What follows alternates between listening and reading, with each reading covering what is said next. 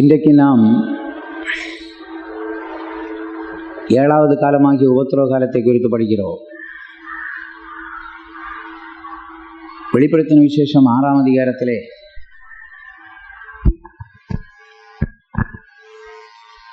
நாம் 4 விதமான குதிரைகளை பற்றி படிக்கிறோம்.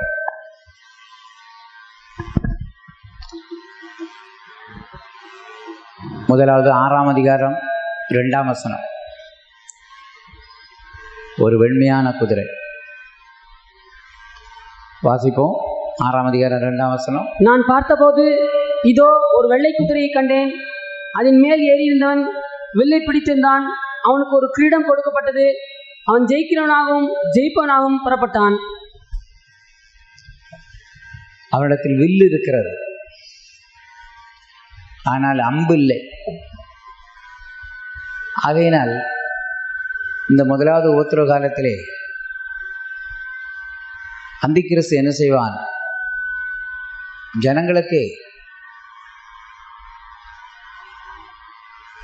ஜனங்களின் மத்தியிலே தான் ஒரு ஜெயிக்கிறவனாய் காண்பிப்பானே ஒழிய அவன் ஜெயம் பெற முடியாது.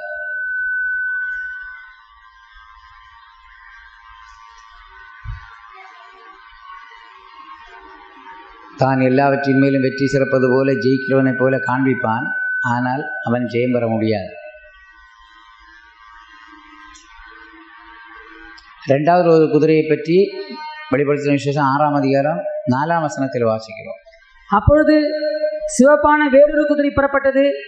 அதன் மேல் ஏறியிருந்தவனுக்கு பூமியில் உள்ளவர்கள் ஒருவரை ஒருவர் கொலை செய்யத்தக்கதாக சமாதானத்தை பூமியிலிருந்து எடுத்து போடும்படியான அதிகாரம் கொடுக்கப்பட்டது. ஒரு பெரிய பட்டயம் அவனுக்கு கொடுக்கப்பட்டது. அவன் கையிலே பட்டயம் இருக்கிறபடியினால் அந்த நாட்களிலே பயங்கர கொலைகள் நடக்கும். மனிதருக்குள்ளே சமாதானம் இருக்காது. சமாதானம் கொடுப்பதா அவன் சொல்லுவான், ஆனால் சமாதானம் கொடுக்க முடியாது. 3வது ஒரு குதிரையை பற்றி பார்க்கிறோம். வெளிப்படுத்தின விசேஷம் 6ஆம் அதிகாரம் 5ஆம் வசனம். அவர் 3ஆம் குதிரையை உடைத்த போது, 3ஆம் முத்திரையை உடைத்த போது 3ஆம் ஜீவனானது நீ வந்து பார் என்று சொல்ல கேட்டேன். நான் பார்த்தபோது இதோ ஒரு கருப்பு குதிரையை கண்டேன். அதன் மேல் ஏறியிருந்தவன் ஒரு தராசை தன் கையிலே பிடித்திருந்தான். அதன் மேல் இருந்தவன் தராசை கையில் பிடித்திருந்தான். கீழே வாசியுங்கள். அப்பொழுது ஒரு பணத்துக்கு ஒரு படி கோதுமை என்றும் ஒரு பணத்துக்கு 3 படி வார்கோதுமை என்றும் எண்ணெயையும் திராட்சை ரசத்தையும் சேதப்படுத்தாதே என்றும் 4 ஜீவன்களின் மத்தியிலிருந்து உண்டான சத்தத்தை கேட்டேன். அந்த நாட்களிலே பொருள்கள் எல்லாம் அளந்துதான் கொடுக்கப்படுகிறது, தானியங்கள். ஆகையினால் அந்திக்கிறிஸ்துவின் காலத்திலே பஞ்சம் காணப்படும். கருப்பு குதிரை பஞ்சத்தை காட்டுகிறது.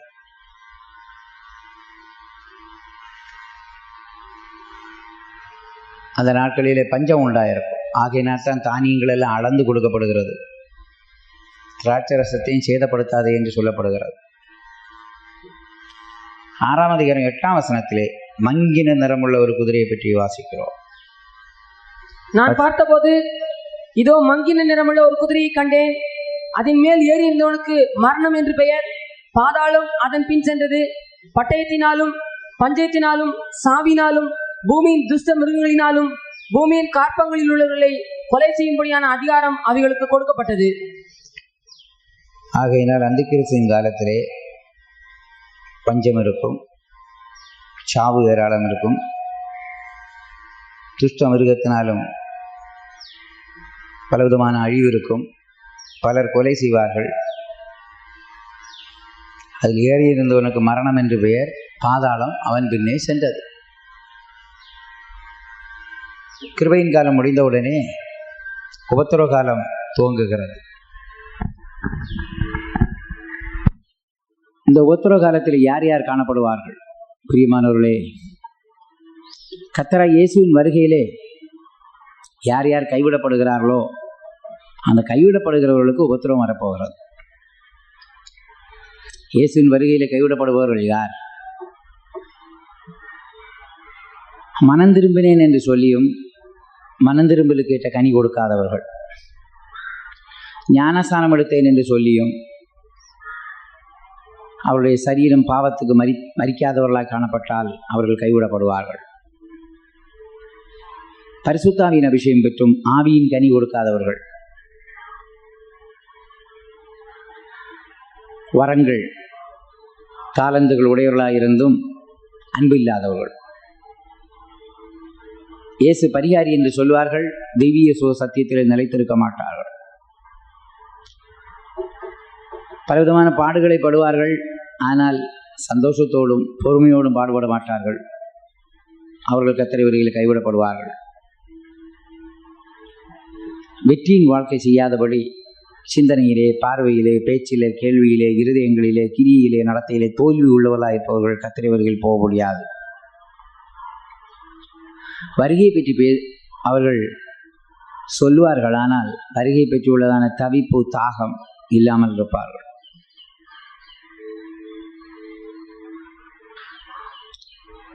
பலவிதமான ஊழியங்களை செய்வார்கள், தேவ சித்தம் செய்யாமல் இருப்பவர்கள் கர்த்தருடைய வருகையில் போக முடியாது. இப்படி கர்த்தருடைய வருகையில் கைவிடப்படுபவர்களுக்கு உபத்திரவ காலம் வரப்போகிறது. அந்திக்கிறிஸ்துவின் ஆளுகை காலம் ஆக மொத்தம் 7 வருஷம். அதிலே முதல் 3 வருஷம் சபைக்கு உபத்திரவம், பிந்தின 3 வருஷம் இஸ்ரவேல் ஜனங்களுக்கு வரப்போகிற உபத்திரவம்.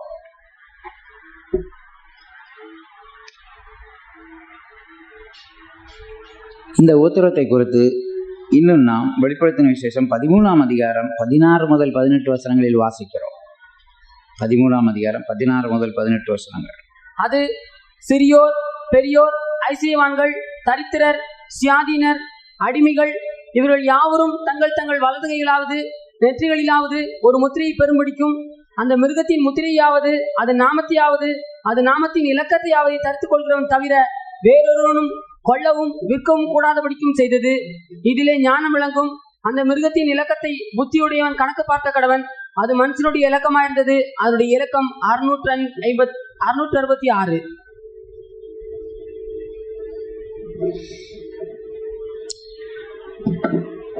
இங்கே 666 லக்கம் தரிக்காதவர்கள் விற்கவும் முடியாது, வாங்கவும் முடியாது. மிருகத்தை அதன் சொருபத்தை வணங்க வேண்டும். அவர்கள் தான் விற்க முடியும், வாங்க முடியும். அப்படியானால் அந்த உபத்திரவ காலத்திலே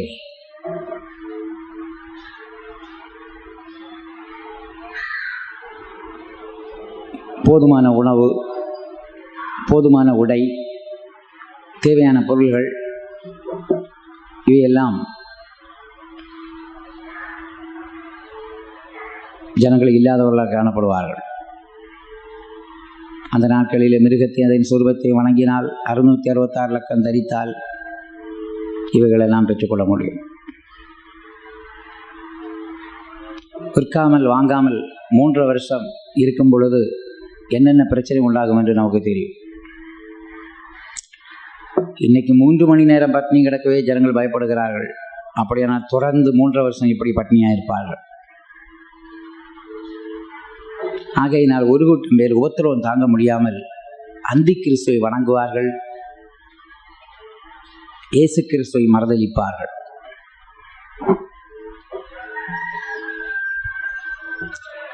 ஆனால் சிலரோ, நாம் கர்த்தருடைய வருகையில் தான் கைவிடப்பட்டு விட்டோம், நமக்கு எருசலேம் சீயோன் போக முடியாது, குறைந்தபட்சம் இந்த உபத்திரவ காலத்திலே இரத்த சாட்சியாக மரித்தாவது புதிய வானத்துக்கு போய் சேரலாம் என்று சொல்லி வைராக்கியமாய் இரத்த சாட்சியாக மரிப்பார்கள். கர்த்தராகிய இயேசு இந்த உபத்திரத்தை குறித்து என்ன சொன்னார்? மத்தேயு 24ஆம் அதிகாரம் 21ஆம் வசனம். உலகம் உண்டானது முதல் இதுவரை சம்பவியாததும் இனிமேல் சம்பவியாததுமான மிகுந்த உபத்திரவம் வரப்போகிறது என்று சொன்னார். வாசிப்போம். அந்நாட்களின் உபத்திரவம் முடிந்தவுடனே சூரியன் அந்தகாரப்படும், சந்திரன் ஒளியை கொடாதிருக்கும், நட்சத்திரங்கள் வானத்திலிருந்து விழும், வானத்தின் சத்துவங்கள் அசைக்கப்படும். அப்பொழுது மனுஷகுமாரனுடைய அடையாளம் வானத்தில் காணப்படும். அப்பொழுது மனுஷகுமாரன் வல்லமையோடும் மிகுந்த மகிமையோடும் வானத்தின் மேகங்கள் மேல் வருவதை பூமியில் உள்ள சகல கோத்திரத்தாரும் கண்டு புலங்குவார்கள். 21ஆம் வசனம் முடியுங்க. 30 படிச்சிட்டீங்களா?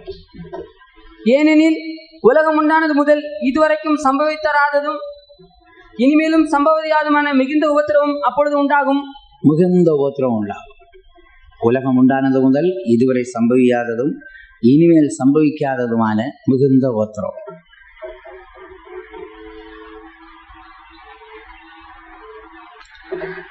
அப்படியானால் அந்த நாட்களிலே இதுவரை சம்பவியாத உபத்திரம் வரப்போகிறது என்றால் கடந்த கால உபத்திரம் எப்படிப்பட்டது? 1ஆம் நூற்றாண்டிலே இயேசுவை இரட்சகராக ஏற்றுக்கொண்டவர்களுக்கு என்னென்ன உபத்திரம் வந்தது என்பதை நாம் சரித்திரத்தின் வழியாக அறிகிறோம். என்ன செய்திருக்கிறார்கள்? இயேசுவை இரட்சகராக யார் ஏற்றுக்கொள்கிறார்களோ அவர்களை பாம்புகளும் தேள்களும் உள்ள கோணியிலே போட்டு கட்டியிருக்கிறார்கள். அவர்கள் பாம்பினால் கொத்தப்பட்டு தேளினால் கொட்டப்பட்ட நேரத்திலும் இயேசுதான் இரட்சகர் என்று சொல்லி மரித்திருக்கிறார்கள். வேறு சிலர் உயிரோடு குழி தோண்டி புதைத்திருக்கிறார்கள். தலையை மட்டும் வெளியே வைத்து விடுவார்கள், சரீரத்தை புதைத்து விடுவார்கள். ஆனால் சூரியனை சூட்டினாலும் பூமியின் சூட்டினாலும் அவர்கள் தாக்கப்பட்ட நேரத்திலும் இயேசுதான் இரட்சகர் என்று சொல்லி இரத்த சாட்சியாய் மரித்தார்கள். இது தவிர நெருப்பினால் சுடப்பட்டவர்கள், பட்டயத்தால் கொல்லப்பட்டவர்கள், ஈட்டினால் குத்தப்பட்டவர்கள், சிலுவையிலிருந்து கொல்லப்பட்டவர்கள், கல்லறிந்து கொல்லப்பட்டவர்கள் ஏராளம் பேர். சங்கிலியினால் கட்டப்பட்டு சாலையிலே இழுத்து சாகடிக்கப்பட்டவர்களும் ஏராளம் பேர். இவர்கள் எல்லாரும் இயேசுதான் இரட்சகர் என்று சொல்லி இரத்த சாட்சியாய் மரித்திருக்கிறார்கள். 2 மரத்தின் கிளைகளை இணைத்து அப்படிப்பட்டவருடைய கால்களை கட்டி விடுவார்கள். பிறகு கிளைகளை அவிழ்த்து விடும் பொழுது இவர்கள் கீழே இருந்து மேலே வரைக்கும் கிழிந்து செத்த நேரத்தில் இயேசுதான் இரட்சகர் என்று சொன்னார்கள். சில நேரத்திலே பிள்ளைகளை பெற்றோர்களுக்கு முன்னே சித்திரவதை செய்திருக்கிறார்கள். அப்படியாவது பெற்றோர்கள் இயேசுவை மறுதளிப்பார்கள் என்று நினைத்தார்கள். அப்படி ஒரு பிள்ளையை சித்திரவதை செய்யும் பொழுது அந்த பிள்ளை எனக்கு தாகமாயிருக்கிறது, தண்ணீர் குடிக்க வேண்டும் என்று கேட்டிருக்கிறது. அப்பொழுது அதை பார்த்த தாயானவள், என் அருமையான பிள்ளையே, இந்த துஷ்டருடைய கையிலிருந்து, துன்மார்க்கருடைய கையிலிருந்து நீ தண்ணீர் வாங்கி குடிக்காதே, நீ சீக்கிரமாய் மரித்து போ, உனக்கு ஜீவ தண்ணீரை தள்ளும்படி கர்த்தராய் இயேசு உனக்காய் காத்து நிற்கிறார் என்று சொல்லி அந்த பிள்ளை, இயேசுநாதரே, ஏசப்பா, எனக்கு மிகவும் தாகமாக இருக்கிறது, நான் சீக்கிரமாக முன்னே வருகிறேன், எனக்கு அந்த ஜீவ தண்ணீரை தாரும் என்று சொல்லி ஜீவனை விட்டிருக்கிறார். இப்படி பிள்ளைகளை சித்திரவதைப்பட்டு செய்யப்பட்ட நேரத்தில் பெற்றோர்கள் மறுதலியாமல் இயேசுதான் இரட்சகர் என்று சொல்லியிருக்கிறார்கள். இதை மனதில் வைத்துக்கொண்டு இயேசுநாதர் சொன்னார், உலகம் உண்டானது முதற்கொண்டு இதுவரை சம்பவியாததும் இனிமேல் சம்பவிக்காததுமான மிகுந்த உபத்திரம் உண்டாகும். ஆனால் பிரியமானவர்களே, இந்த உபத்திரவ காலத்தை குறித்து படிக்கும் பொழுது நாம் இருக்கிற கிருபையின் காலம் எவ்வளவு மேன்மையானது. இயேசுநாதர் சொன்னார், உலகத்திலே உங்களுக்கு உபத்திரம் உண்டு, ஆனால் நான் உலகத்தை ஜெயித்தேன்.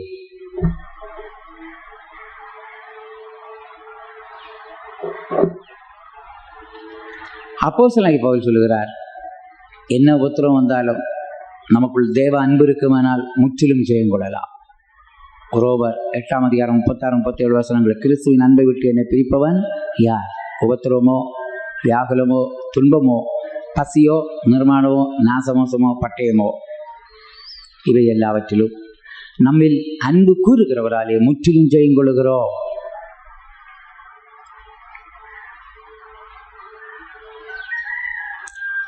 ஆகையினால் உபத்திரவத்தை ஜெயிக்க தேவ அன்பு இருக்க வேண்டும்.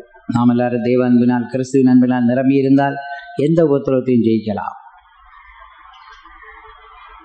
ஆனால் அந்த உபத்திரவ காலத்திலே இன்றைக்கு இருக்கிற பரிசுத்த ஆவியானவர் இருக்க மாட்டார். இன்றைக்கு இருக்கிற உபதேசங்கள் நாம் கேட்க முடியாது. இன்றைக்கு இருக்கிற பரிசுத்தவான்களோட ஐக்கியம் இன்றைக்கு இருக்காது. ஏனென்றால் பரிசுத்தவான்கள் கர்த்தருடைய வருகையிலே போய்விடுவார்கள், பரிசுத்த ஆவியானவரும் போய்விடுவார். ஏனென்றால் வேதம் சொல்லுகிறது, ஆவியும் மணவாட்டியும் வாரும் என்கிறார்கள். இன்றைக்கு இயேசுநாதர் மணவாளனாக இருக்கிறபடினால் மணவாட்டி பரிசுத்தாவியோடு சேர்ந்து அந்த மணவாளனை பார்த்து வாரும் வாரும் என்று சொல்லிக் கொண்டிருக்கிறார்கள். ஆனால் இயேசு கிறிஸ்து வரும்பொழுது இந்த மணவாட்டி சபையும் பரிசுத்தாவியும் எடுத்துக்கொள்ளப்படும். அப்படியான இந்த உலகத்தில் பரிசுத்தாவியானவர் இருக்க மாட்டார். இன்றைக்கு நமக்கு சில உபத்திரவங்கள் பொழுது நமக்காய் ஜெபிக்க, கண்ணீரோட உபவாசிக்க, போராட அருமையான தேவனுடைய ஊழியர்கள், விசுவாசிகள் இருக்கிறார்கள். ஆனால் அன்றைக்கு அந்த ஊழியர்கள், விசுவாசிகள் எல்லாம் எடுத்துக்கொள்ளப்படுவார்கள். நமக்காக இதுபோல கண்ணீர் விட்டு கதற, ஜெபிக்க, உபவாசிக்க, ஆலோசனை வழங்க பரிசுத்தவான்களோ தேவனுடைய ஊழியர்கள், விசுவாசிகள் அன்றைக்கு இருக்க மாட்டார்கள். ஆகையினால் தான் தேசத்திலே ஒரு பெரிய பஞ்சம் வரப்போகிறது என்று ஆமோஸ் தீர்க்கதரிசி சொல்லி இருக்கிறான். ஆமோஸ் 8ஆம் அதிகாரத்திலே ஆமோஸ் பெரிய ஒரு பஞ்சம் தேசத்தில் வரப்போகிறது என்று கூறுகிறார். வாசியுங்கள்.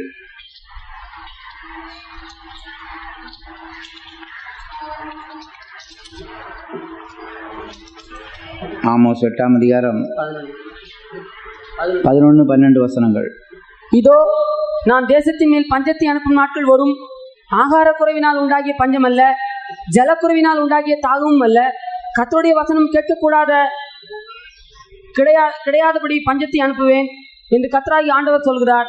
அப்பொழுது அவர்கள் கர்த்தருடைய வசனத்தை தேட ஒரு சமுத்திரம் தொடங்கி மறு சமுத்திரம் மட்டும், வடதிசை தொடங்கி கீழ்திசை மட்டும் அலைந்து திரிந்தும் அதை கண்டடைய மாட்டாமல் போவார்கள். பெரிய ஒரு பஞ்சம். அது ஆகார குறைவினால் உண்டான பஞ்சமும் இல்லை, ஜலக்குறைவினால் உண்டான தாகவும் இல்லை. கர்த்தருடைய வசனம் கேட்கக்கூடாத பஞ்சம். இந்த பஞ்சத்தை பற்றி ஆமோஸ் மூலமாய் கர்த்தர் நமக்கு குறைத்திருக்கிறார். பெரிய பஞ்சம் வரப்போகிறது. ஆகையினால் பிரியமானவர்களே, அப்படிப்பட்ட பஞ்சகாலத்திலே ஜனங்கள் சிக்கி வசனத்தை கேட்கக்கூடாமல் கஷ்டப்படுவார்கள். அந்த நாட்களிலே சுவிசேஷம் எப்படி சொல்லப்படும்?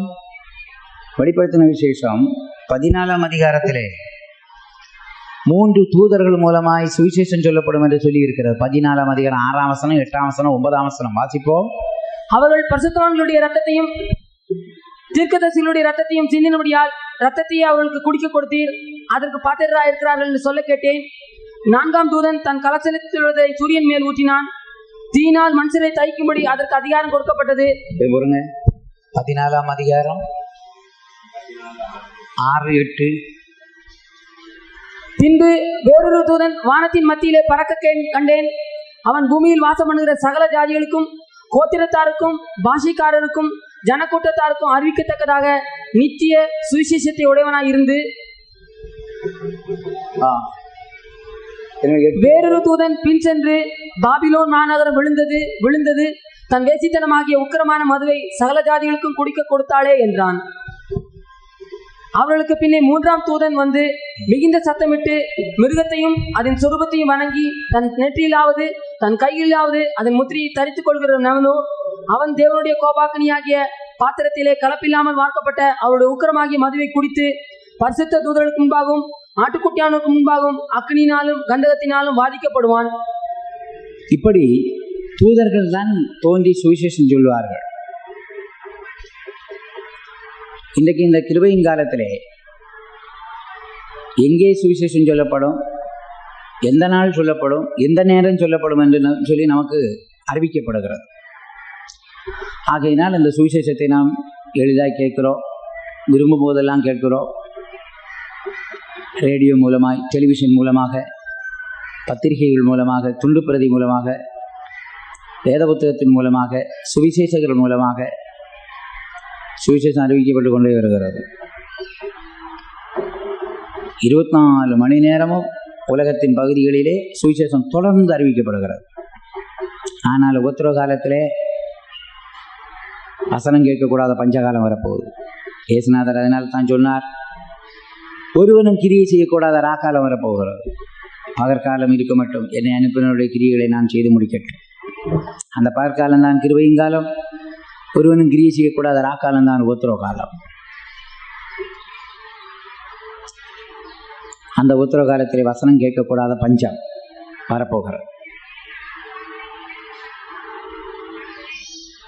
ஆகையினால் இந்த கிருபையின் காலத்தில் எவ்வளவுக்கு எவ்வளவு வசனத்தை படிக்க முடியுமோ, கேட்க முடியுமோ, அவைகளை தியானிக்க முடியுமோ, அவைகளை வாழ்க்கையில் கொண்டு வர முடியுமோ, நாம் முற்றிலும் நம்மை ஒப்புக் கொடுக்க வேண்டும். பவுல் சொல்வது போல காலத்தை பிரயோஜனப்படுத்திக் கொள்ளுங்கள். இலவசமாய் தேவவசனம் நமக்கு அருளப்பட்டிருக்கிறது. தேவ வசனங்கள் அடங்கினதான அருமையான வேத புஸ்தகத்தை கர்த்தர் நமக்கு தந்திருக்கிறார். எத்தனையோ பரிசுத்தவான்கள் பாடுபட்டு மொழிபெயர்த்து அதை வேத புத்தகமாய் மாற்றி குறைந்த விலையிலே இலவசமாக தேவனுடைய வசனங்கள் நம்முடைய கையிலே வேத புத்தகமாக கொடுக்கப்பட்டிருக்கிறது. ஆகையினால் அந்த வேத பெற்ற பொக்கிஷத்தை நாம் வைத்து தேவனுடைய வசனங்களை படிக்க வேண்டும், தியானிக்க வேண்டும்.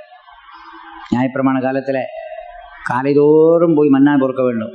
வெயில் ஏறிவிட்டால் மன்னா உருகி போயிடும். ஆனால் அந்த கிருபையின் காலத்தில் காலையில் மட்டுமல்ல, மாலையிலும், நடுப்பகலில் மட்டுமல்ல, நள்ளிரவிலும் எந்த நேரமும் வேதம் படிக்கக்கூடிய அளவுக்கு மன்னா நிறைந்த பண்டக சாலையை, பொக்கிஷ சாலையை கர்த்தர் நமக்கு தந்திருக்கிறார்.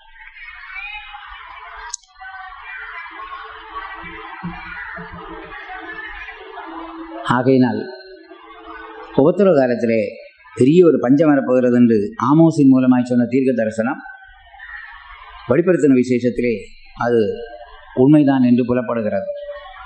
தூதர்கள் தோன்றி சுவிசேஷம் அறிவித்துக் கொண்டு போவார்கள். எங்கே தோன்றுவார்கள், என்றைக்கு தோன்றுவார்கள், எப்போது தோன்றுவார்கள், யாருக்கும் தெரியவே தெரியாது.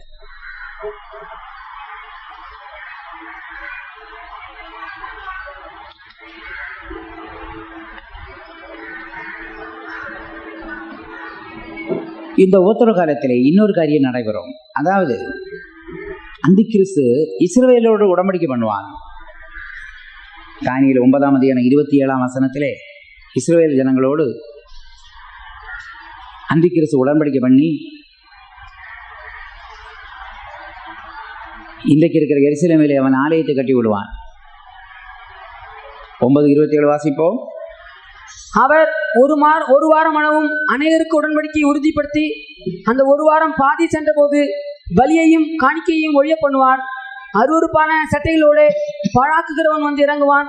நிர்ணயிக்கப்பட்டிருக்கிற நிர்மூலம் பாழாக்குகிறவன் மேல் தீர் மட்டும் சொரியும் என்றான். அந்திக்கிறிஸ்து உடன்படிக்கை பண்ணுவான் என்று சொல்லி இருக்கிறது. யாரோடு? இஸ்ரவேலரோடு உடன்படிக்கை பண்ணி ஆலயத்தை கட்டுவான்.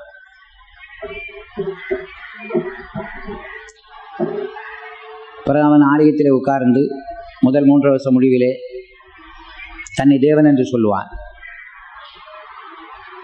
தன்னை வணங்கும்படி சொல்லுவான். பலியையும் காணிக்கை ஒழிய பண்ணுவான்.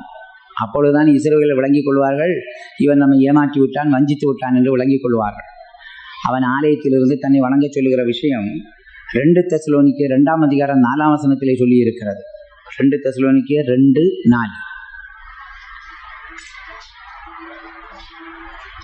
அவன் எதிர்த்து நிற்கிறவனாயும் தேவன் என்னப்படுவது எதுவோ, ஆராதிக்கப்படுவது எதுவோ அவை எல்லாவற்றிற்கும் மேலாக தன்னை உயர்த்துகிறவனாயும் தேவனுடைய ஆலயத்தில் தேவன் போல உட்கார்ந்து தன்னைத்தான் தேவன் என்று காண்பிக்கிறவனாயும் இருப்பான். அவன் தேவன் போல தன்னை காண்பிப்பான். தேவ ஆலயத்திலே உட்கார்ந்து பலியையும் காணிக்கையும் ஒழிய பண்ணுகிறார். அப்பொழுதுதான் இஸ்ரவேல் விளங்கிக் கொள்வார்கள், இவன் நம்மை வஞ்சித்து விட்டான், ஏமாற்றி விட்டான் என்று சொல்லி அவனுக்கு எதிர்த்து நிற்பார்கள். ஆகையினால் முதல் 3 வருஷம் வரைக்கும் இஸ்ரவேலரோடு அவன் உடன்படிக்கை பண்ணி சமாதானமாய்த்தான் இருப்பான்.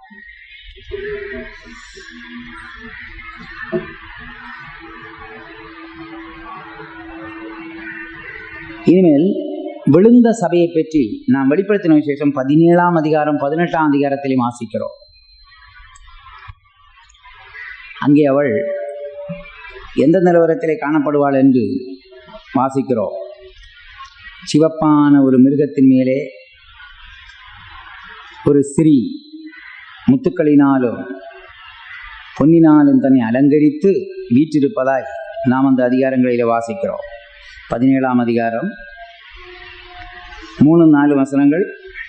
ஆவிக்குள் என்னை வனாந்தரத்திற்கு கொண்டு போனான். அப்பொழுது 7 தலைகளையும் 10 கொம்புகளையும் உடையதும் தூசணமான நாமங்களால் நிறைந்ததுமான சிவப்பு நிறமுள்ள மிருகத்தின் மேல் ஒரு ஸ்திரீ ஏறிக்க கண்டேன். அந்த ஸ்திரீ ரத்தாம்பரமும் சிவப்பான ஆடையும் தரித்து பொன்னினாலும் ரத்தனங்களினாலும் முத்துக்களினாலும் சிங்காரிக்கப்பட்டு தன் வேசித்தனமாகிய அருவருப்புகளாலும் அசுத்தத்தாலும் நிறைந்த பொற்பாத்திரத்தை தன் கையிலே பிடித்திருந்தாள். அடுத்தது, மேலும் ரகசியம் மகாபாபிலோன் வேசிகளுக்கும் பூமியில் உள்ள அருவருக்கும் தாய் என்னும் நாமம் அவள் நெற்றியில் எழுதியிருந்தது. அடுத்த வசனம். அந்த ஸ்திரீ பரிசுத்தவான்களின் ரத்தத்தினாலும் இயேசுவினுடைய சாட்சிகளின் ரத்தத்தினாலும் வெறி கொண்டிருக்கிறதை கண்டேன். அவளை கண்டு நான் மிகவும் ஆச்சரியப்பட்டேன். இப்படி விழுந்த சபை எப்படி இருக்கும் என்பதை இந்த 17ஆம் அதிகாரம் 18ஆம் அதிகாரம் எல்லாம் நமக்கு தெரிவிக்கிறது. ஆவிக்குரிய சபை உள்ளான அலங்கரிப்பு உள்ளதாய் புறம்பான அலங்கரிப்புக்கு முக்கியத்துவம் கொடுக்காமல்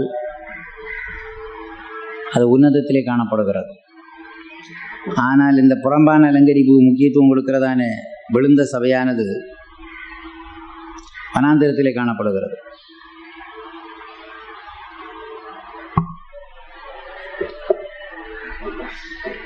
ஆகையினால் விழுந்த சபையோடு கூட நமக்கு ஐக்கியம் கிடையாது. சபைகளின் ஐக்கியம் என்று சொல்லுகிறோம். எல்லா ஆவிக்குரிய சபைகள் பூர்ண சுவிசேஷம் உள்ள சபைகளோடு நமக்கு ஐக்கியம் இருக்கிறதை தவிர துருபதேச சபைகள் விழுந்த சபைகள் நமக்கு அவைகளோடு ஐக்கியம் இல்லை.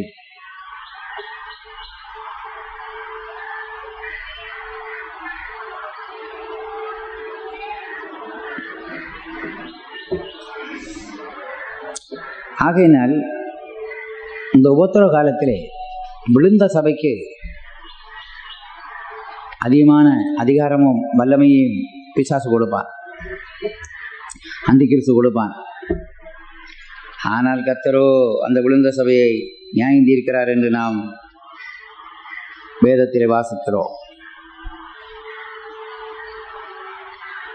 18ஆம் அதிகாரம் 20ஆம் வசனம். பரலோகமே, பரிசுத்தவான்களாகிய அப்போஸ்தலர்களே, தீர்க்கதரிசிகளே, அவளை குறித்து களி கூறுங்கள்.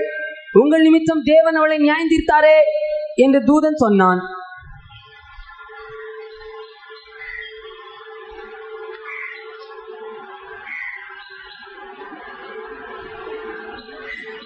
ஆண்டவர் அந்த சிறியை நியாயம் தீர்க்கிறார். அதாவது விழுந்த சபையை நியாயம் தீர்ப்பார். அது நிமித்தம் அப்போஸ்தலராகிய பரிசுத்தவான்களாகிய அப்போஸ்தலரே, தீர்க்கதரிசிகளே, களி கூறுங்கள் என்று சொல்லியிருக்கிறது.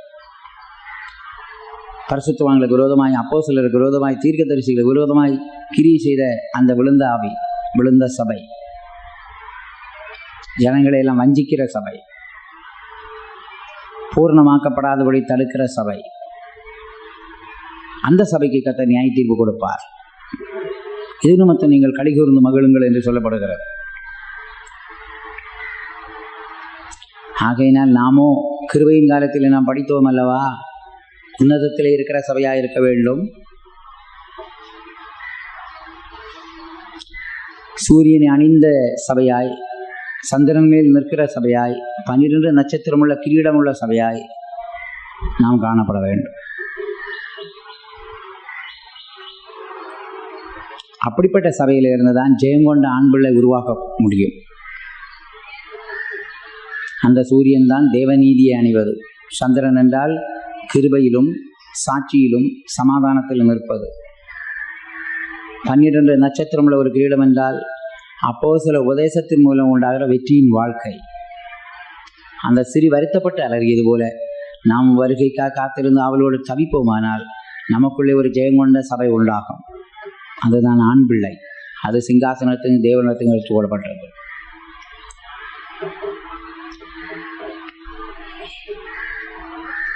இந்த உபத்திரவ காலத்தின் முடிவிலே என்ன நடக்கும் என்பதை வெளிப்படுத்தின விசேஷம் 6ஆம் அதிகாரம் 12 முதல் 17 வசனங்களில் வாசிக்கிறோம்.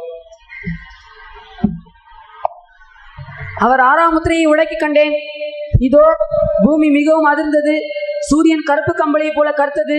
சந்திரன் ரத்தம் போல ஆயிற்று. அத்திமரமானது பெருங்காற்றினால் அசைக்கப்படும் போது அதன் காய்கள் உதிர்கிறது போல வானத்தின் நட்சத்திரங்களும் பூமியிலே விழுந்தது. அந்த 6ஆம் அதிகாரம் தான் இங்கே சொல்லப்பட்டிருக்கிறது. 12ஆம் வசனத்தில் சூரியன் இருளடைந்தது, சந்திரன் இரத்தம் போல மாறியது, நட்சத்திரங்கள் 3 1 கீழே விழுந்தது. மனுஷர்கள் என்ன சொல்லுகிறார்கள்?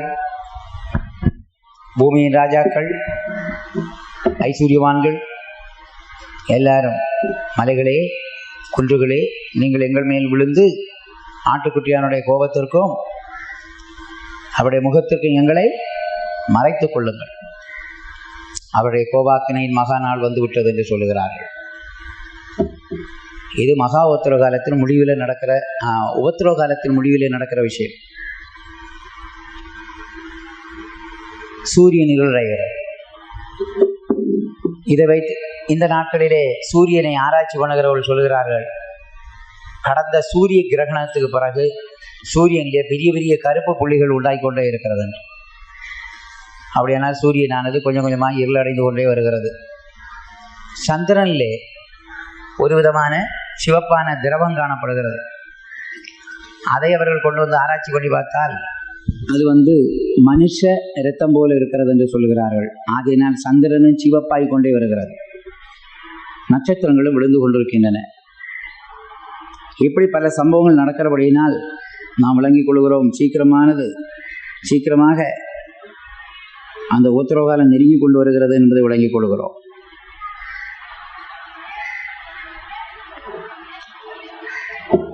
ஆகையினால் உபத்திரவ காலத்தின் முடிவில் நடக்கிற சம்பவம் தான் வெளிப்படுத்தின விசேஷம் 6ஆம் அதிகாரம் 12 முதல் 17 வசனம். இதற்கு இணையாக இயேசுநாதர் என்ன சொன்னார்? இப்பொழுது வாசிப்போம். மத்தேயு 24, 29 முதல் 31.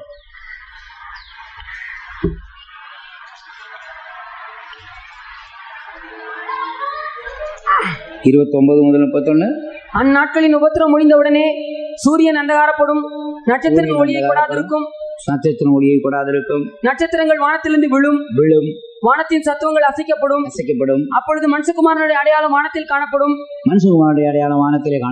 அப்பொழுது மனுஷகுமாரன் வல்லமையோடும் மிகுந்த மகிமையோடும் வானத்தின் மேல் மேல் வருவதை பூமியில் உள்ள சகல கோத்திரத்தாரும் கண்டு புலம்புவார்கள். வித்தியாசத்தை விளங்கிக் கொள்வோம்.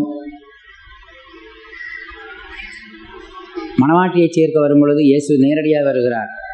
மணவாட்டியை சேர்க்க வரும்பொழுது எப்படி வருவார்? 1 தெசலோனிக்கே 4:16 கர்த்ததாவின் ஆரவாரத்தோடும் பிரதான தூதனுடைய சத்தத்தோடும் தேவ எக்காலத்தோடும் வானத்திலிருந்து இறங்கி வருவார். அப்பொழுது கிறிஸ்துவுக்குள் மரித்தவர்கள் முதலாவது எழுந்திருப்பார்கள். பின்பு உயிரோடுக்கு நாமும் எடுத்துக்கொள்ளப்பட்டு இவ்விதமாக எப்போதும் கர்த்தருடனே கூட காணப்படுவோம். அது இரகசிய வருகை, மணவாட்டியை சேர்க்க வருவது. ஆனால் இங்கே சொல்லப்பட்டதான வருகையிலே இயேசு கிறிஸ்து மேகங்கள் மேல் தோன்றுவார். தூதர்களை அனுப்பி பூமியின் ஒரு முனை முதற்கொண்டு மறுமுனை வரைக்கும் உள்ளதான தம்மால் தெரிந்து கொள்ளப்பட்டவர்களை அவர் சேர்த்துக் கொள்வார்.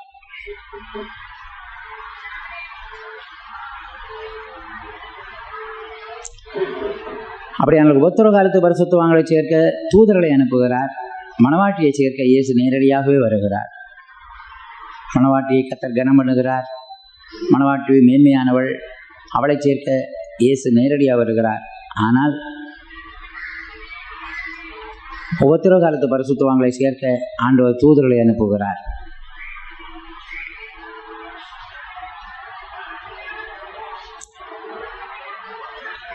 அப்பொழுதுதான் அவருடைய வருகையை பார்த்து பூமியின் கோத்திரத்தார் எல்லாரும் புலம்புவார்கள். கோத்திரத்தார் என்று சொன்னால் என்ன? அவர்கள் தான் இஸ்ரவேலர்கள். எல்லாரும் கண்டு புலம்புவார்கள், இந்த இயேசுவை அல்லவா நாம் சிலுவையில் அறைந்து விட்டோம், முள்முடி சூட்டினோம், வாரியினால் அடித்தோம், ஆணிகளால் கடாவினோம், ஈட்டியினால் குத்தினோம் என்று சொல்லி புலம்புவார்கள்.